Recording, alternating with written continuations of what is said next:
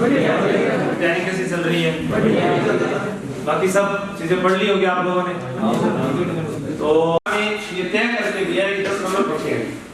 ये कभी भी राजस्थान पुलिस का आज तक सिलेबस जारी नहीं हुआ 1997 से लेकर आज तक। हुआ है क्या? जितना पढ़ाओ उतना ही कम है और कम पढ़ाओ उतना ही ज्यादा है। आप ये नहीं कह सकते करवाओ या हमें कोई भी राष्ट्रपति प्रधानमंत्री कोई भी टॉपिक करवाओ उसमें कहीं नहीं लिखा हुआ भूगोल इतिहास इस प्रकार से दिया होता ना। तो यहाँ एक बार पेपर में पूछ लिया कि अपने जो हिंदी के रीति काल के भक्ति काल के या वीर गाथा काल के जो कवि होते हैं उनका क्रम पूछ लिया। तुलसीदास जी का, बिहारी। एक सीधी सी बात होती है कि अपराध होते ही कहाँ भागते हैं? सबसे पहले पुलिस भागते हैं। आपसे एफआईआर की तो गौरव क्या होती है?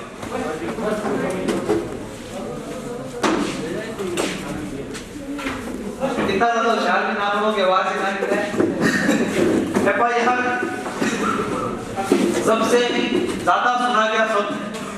भाई आज के समय अगर हम आपसे कोई पूछे कि हम एग्जाम देते हैं इसी पे देते हैं मार्कशीट पर क्या हम ताकि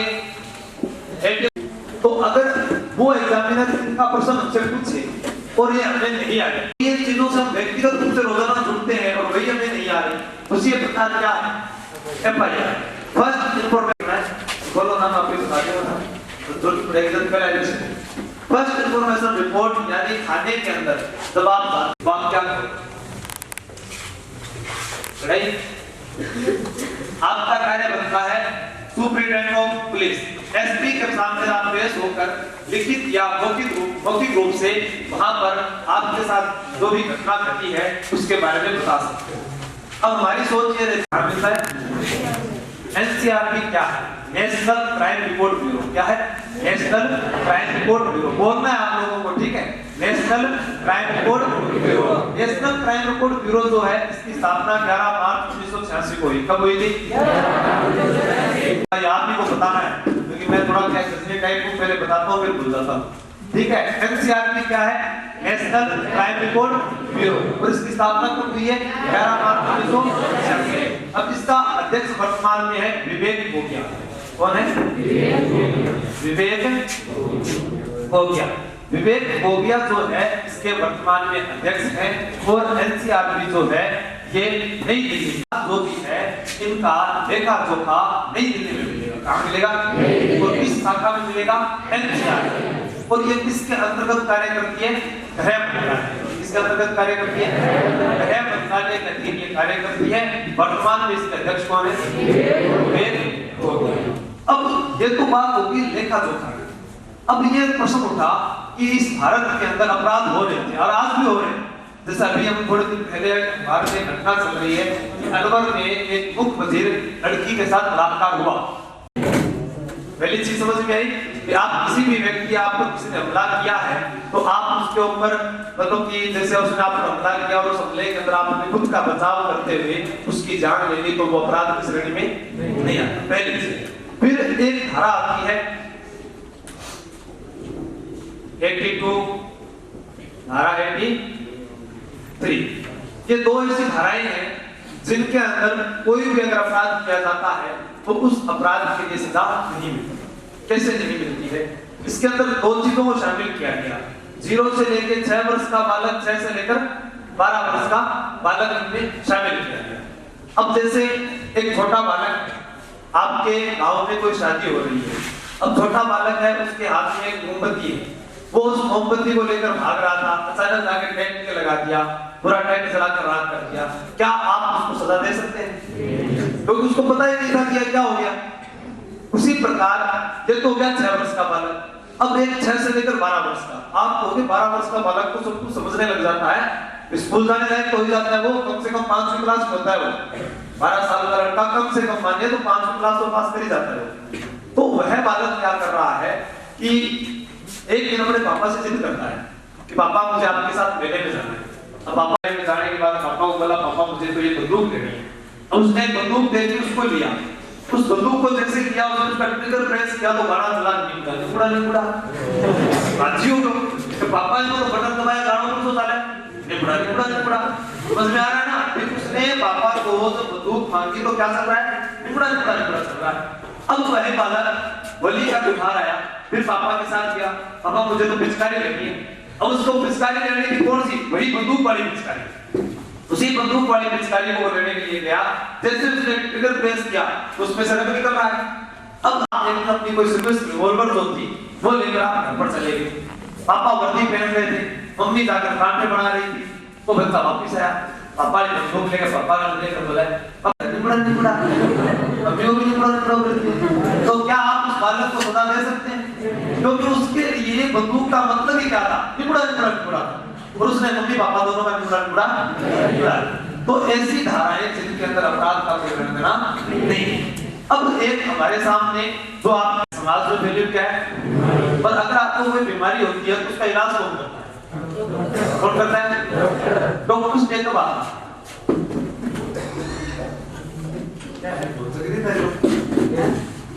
इतनी ज्यादा देरी क्या करते रहे? डॉक्टर्स डे नहीं पता दिवस कब आता है? भाई इंसान 2 किलोमीटर चलता है, चलता है 2 किलोमीटर, ये 2 टांग हो गई, तो इसका मतलब 11 जुलाई को जनसंख्या दिवस। एक टांग टूट गई तो किसके पास जाएगा? 1 जुलाई को डॉक्टर्स डे। 1 जुलाई को क्या होता है? इसी 1 जुलाई को 1963 को कौन सा अधिनियम लागू हुआ? तो आज के बाद ध्यान रखना, दहेज एक बीमारी है और बीमारी का इलाज कौन करता है? तो डॉक्टर्स डे कब आता है?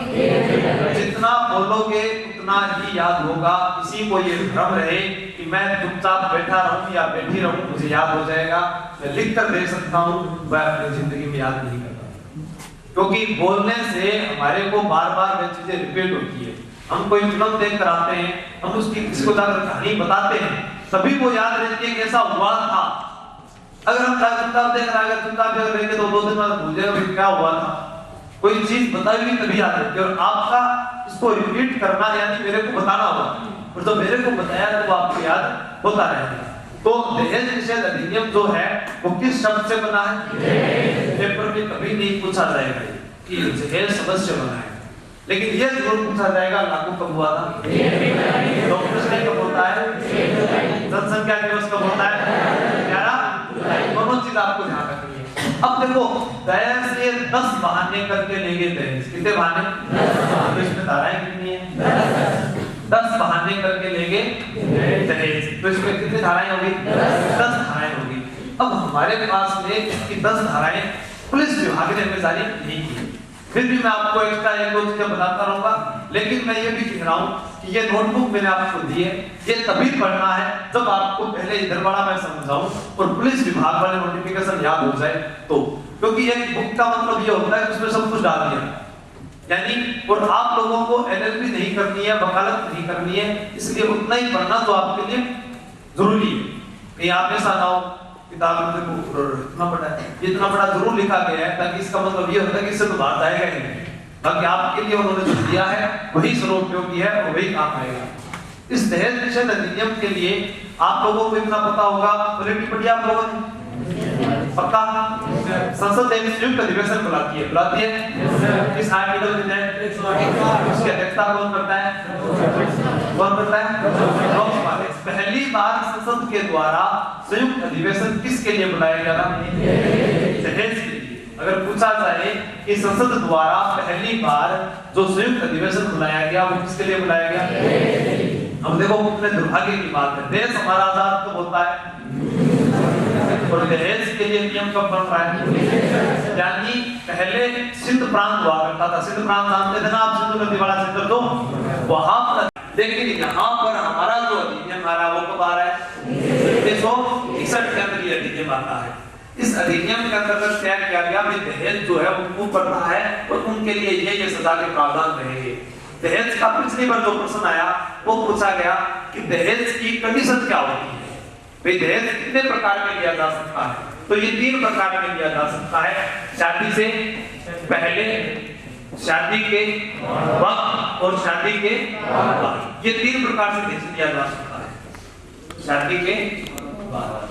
अब आप लोग बताएं कोई भी दहेज की कंडीशन है क्या? लड़की वाले लड़के को दहेज देते हैं क्या? लड़के वाले लड़की को नहीं देते? दहेज मांगा जाता है, लड़के वालों से कम मांगा जाता है। तो कंडीशन कितनी होगी? फिर दहेज दहेज कौन मांग सकता है? क्या लड़का खुद मांगता है, या उसके माता पिता मांगते हैं, या उसके दो नातेदार हैं यानी रिश्तेदार वो मांगते हैं? कौन मांगता है? कोई भी मांग सकता है दहेज, कोई भी मांग सकता है। जैसे बाल विवाह आपने पढ़ा होगा रोटी खैया, तो आप भी दोषी हो, माता पिता तो देंगे। इसी प्रकार दहेज वाला है, इसके अंदर माता पिता तो जो है मांग रहे वो तो दोषी नहीं है, उसके अलावा एक नहीं होता उपहार, क्या शामिल नहीं होता? और एक शामिल नहीं होता मेहर की राशि, क्या शामिल नहीं होती? मेहर की राशि। आप लोगों से 3 चीजें पूछ रहे हैं, आपसे पूछा जाएगा कि दहेज के अंदर क्या शामिल नहीं होता, तो आपके सामने पहला शब्द क्या होना चाहिए, दूसरा क्या होना चाहिए, तीसरा क्या होना चाहिए? मेहर की राशि। अब हमारे सामने ये सवाल है, स्त्री धन समझ में आता है, उपहार भी समझ में आता है, कि मेहर की राशि क्या है? सवाल तो यही है ना, तो जितने बैठे हमारे मन में यही ख्याल आ रहा है। आपके समझ में आया उपहार क्या होता है? उपहार का मतलब गिफ्ट, छोरो छोरी तो स्टेज पर बैठे हो तो गिफ्ट ले जा रहा हूं भाई, यही हो सकता है ना? वो नहीं है, वो नहीं है, ठीक है। स्त्री धन क्या है? किसी भी पिता द्वारा अपनी बेटी को शादी के वक्त जो मूल्यवान वस्तु या जो प्रतिभूति दी जाती है वो क्या कहलाता है? यानी एक बाप अपनी बेटी को अपनी इच्छा से कुछ भी देके जाए, चाहे वो 1 रुपया दे, चाहे वो 1 करोड़ रुपया दे, वो अगर अपनी इच्छा से दे रहा है तो वो क्या है? स्त्री धन। इसके अंदर वर पक्ष का और जो वधु पक्ष दोनों का साझा सामान भी हो सकता है। ऐसा नहीं कि सिर्फ बेटी को ही दिया है, मान लो टीवी दी है तो वो बीच भी तो देख सकते टीवी ना, तो अब कोई भी चीज अभी ऐसा नहीं कर सकते सिर्फ लड़की का, दोनों का साझा सामान हो सकता है। लेकिन ध्यान रखना, दहेज पर हक हमेशा लड़की का होता है। किसका होता है? कल को आपको कोई गाड़ी मिल जाए, आप गांव में मोहल्ला में कहता हूं आज गाड़ी दी है, और लाठी तेरी है तो गाड़ी तेरी है, और लाठी तेरी को नहीं तो गाड़ी भी तेरी। जब तक लड़की आपके पास है सब कुछ आपके पास है। जिस दिन लुगाई में लड़ाई कर ली गाड़ी गई, वापस सारा अपने साथ में अपने नातेदार या पति के जो नातेदार होते हैं ना, उनके लिए जो सामान लेकर आती है उसे क्या कहते हैं? आपने देखा होगा जब लड़की की विदाई होती है तो वहां पर कुछ कपड़े लगाए जाते हैं, उसमें लिखा होता है आप दुआर सासू की, आप नंदबाई सा की, आप जेठानी की, आप बीनी साड़ी, यानी अलग अलग ऐसी साड़ियां होती है ना, वो सारी की सारी किसमें शामिल हुई है?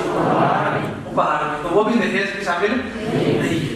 फिर है ये मेहर की राशि, इसे बोलते हैं मुस्लिम पर्सनल लॉ, यानी सीरियत का कानून होता है। किसका कानून होता है? सीरियत का कानून। यानी जो मुस्लिम संप्रदाय है उसके अंदर ये नियम बनाया गया है कि काजी के सामने जब कोई विवाह हो रहा होता है, उनका जो विवाह होता है, जैसे एक इमरान हुसैन का विवाह सायरा बानो के साथ तय हुआ, तो जो इमरान हुसैन है उसके पिता कादर बख्श ने काजी के सामने कुछ धनराशि लड़की को सौंप दी, और उस लड़की ने कबूल है कबूल है कबूल है 3 बार बोला, तो वो जो राशि दी गई है वो कभी भी दहेज में शामिल नहीं होती।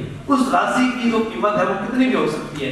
जैसे उसको मैं अगर शामिल कराऊं तो अपने जो गोद भराई होती है, गोद भराई होती है लड़की को जो सामान लेकर आते हैं, उसी प्रकार वहां पर वो धनराशि दी जाती है।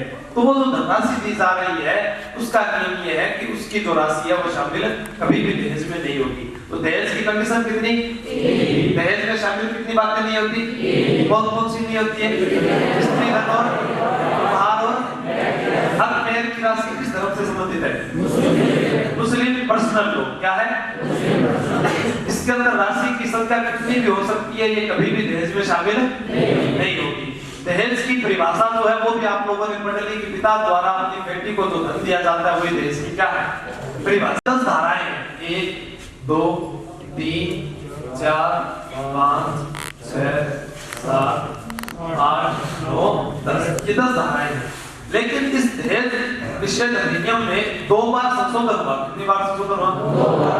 इस संशोधन को किया गया, एक तो 1983 में और एक 1986। कितनी बार संशोधन हुआ? 2 बार। आपको ये दोनों चीजें याद होनी चाहिए। प्रश्न पूछेगा कि दहेज निषेध अधिनियम में संशोधन यह तय हो गया कि दहेज की लिस्ट क्या है? अनिवार्य है। क्योंकि कल को ये बात है कि आज हम जानते हैं कि 100 में से 90% लड़कियां क्या है झूठा मुकदमा भी करवा देती हैं। अब झूठा मुकदमा हो गया तो वो एक भी मेरे को तो ये भी धन दो, ये भी जरूरत ऐसा नहीं, आपके पास अगर लिस्ट है तो वो उसके अंदर शामिल हो जाता है। तो इस चीज का विशेष रूप से ध्यान रखना है कि 1983 के नियम के तहत, मतलब 1983 में 1985 का जो नियम बनाया, इसमें क्या जरूरी की गई, दहेज की लिस्ट, दहेज की क्या जरूरी कर दी गई। अब जो 1986 है इसके अंदर दो धाराएं जोड़ी गई, एक 498 ए और एक 304 बी। 498 ए और 304 बी क्या एग्जाम की दृष्टि से दोनों सबसे ज्यादा महत्वपूर्ण धाराएं हैं इस एक्ट 498। जैसे कोई लड़का लड़की दोनों की शादी होगी, अब लड़की घर पर बैठी बैठी इंस्टाग्राम चला रही, लड़का बाहर से आया, बंदूकी के क्रम आ गई है तू, जल्दी सीधा कर लेता बना के लिया पास में जितना ही जेल में मारा हो। उसको इतना ही कहना है, आप अपनी पत्नी को डांट ही सकते, क्रूरता का व्यवहार नहीं कर सकते। कहीं वो बैठी है ना तो चोटी पकड़ के दांत बना दो, उसने इतना ही करना है। जी ठीक है, आप प्यार से आप मोबाइल चला ले तो रख दे और कपड़ा तो ले, हाँ तब तो आप अच्छे पति हैं, वरना आज के समय समझ गए। तो ये 3 साल आपके पास में कुछ भी नहीं है कि आप बाद में कुछ इसी को ही धारा है कि मैं आपको लगा सकता, आपने कनेक्ट नंबर को है स्विच वाले में जाएगा और कुछ भी नहीं, सब इंसान में ये चीज को विशेष ध्यान रखना। तो 498 क्या बात कही गई है, पति द्वारा पत्नी के साथ क्रूरता का व्यवहार नहीं किया जाएगा। और है उसका कोई जीजा आया, वो आगे देखो बहनों ही आया, वो भी आकर लड़की को मंजूरी तू फटाफट रोटी बना मेरे लिए गरम गरम नहीं कह सकता। कभी भी किसी लड़की के साथ क्रूरता का व्यवहार नहीं किया जा सकता। सजा कितने साल की है, 3 साल। फिर है 304 बी, ये क्या लिखा हुआ है, बी क्या लिखा हुआ है, बी बी मरगी, बी मरगी। 304 बी किससे संबंधित है, बीबी मरगी यानी दहेज। क्या होता है, 3-4 होते हैं, बोलो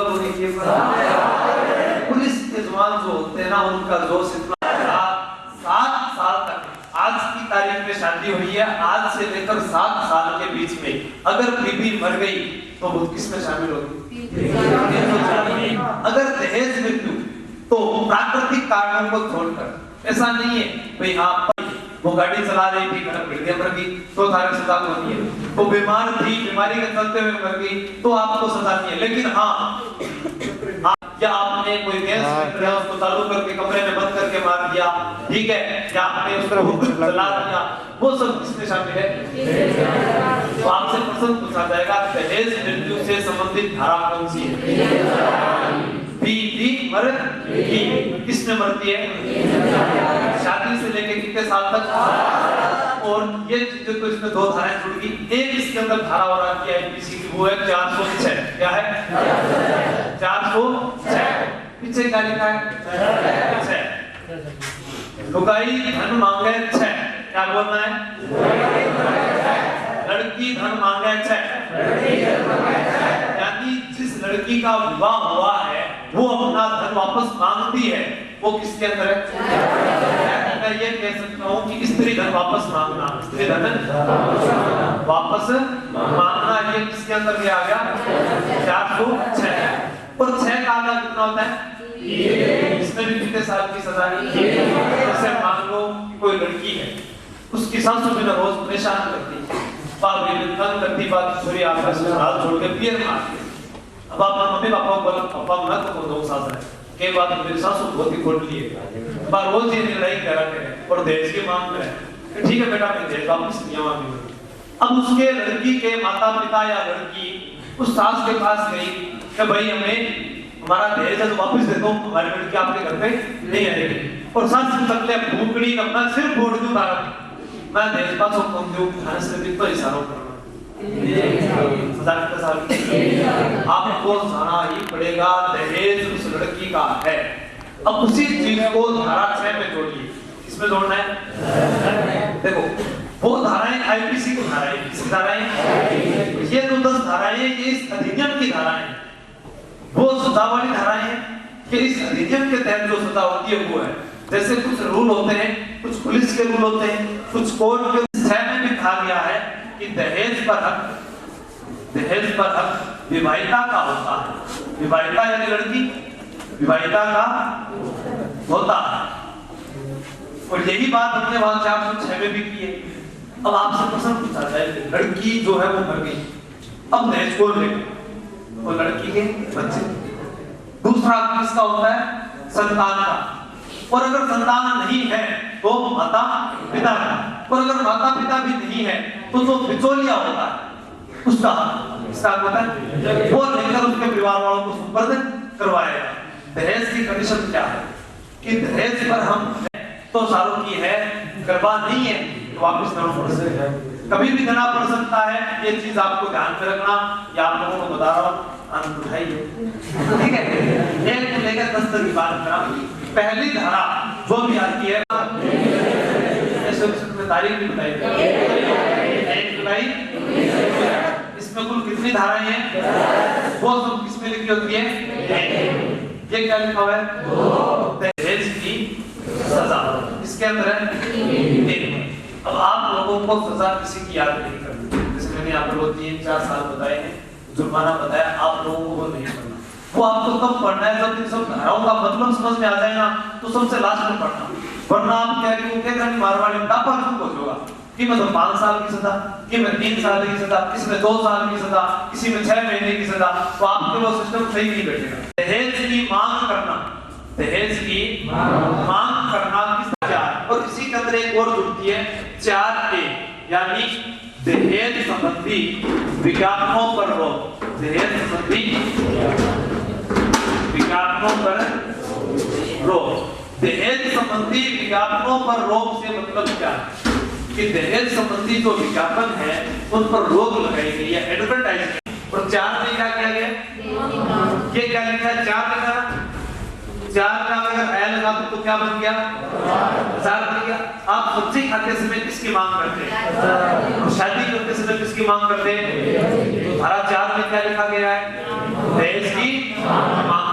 एक सब्जी खाओगे तो किसकी मांग करोगे? और उसी चीज को अगर शादी करोगे तो किसकी मांग करोगे? 4 धाराएं मैंने आपको याद करवाई है। पहली में क्या लिखा होता है? लागू विस्तार, लागू और दूसरे में परिभाषा। क्या करना? दहेज की मांग करना। मांग कौन कर? 4 में विज्ञापनों पर रोक है, 4 में मांग करना है, 4 में दहेज संबंधी विज्ञापनों पर रोक है, ठीक है। दहेज संबंधी विज्ञापनों पर रोक, इसके अंदर क्या होता है कि जैसे एक लड़का है कालूराम, क्या नाम है? उसने अखबार में एडवर्टाइजमेंट दी कि लड़का कालूराम एमए एमफिल सब कुछ किया, और नीचे उसने प्रॉपर्टी लिख दी कि मुझे एक सुंदर वधू चाहिए, चाहे पास स्थिति हो, ठीक है। उसने अपने अगर प्रॉपर्टी का वहां पर जिक्र कर दिया तो वो क्या है? दहेज के साथ आप प्रॉपर्टी का जिक्र नहीं कर सकते, क्योंकि आपने तो वहां पे लालच दिया है ना, और लालच ही तो दहेज के अंदर आ रहा है। इस कारण वो विज्ञापनों पर रोक रही है। जैसे आज हमारे से प्रश्न आप लोगों से, क्या भारत में गोरे में काले का भेदभाव किया जाता है? नहीं किया जाता? किया जाता। आप कैसे कह सकते हो कि नहीं किया जा सकता?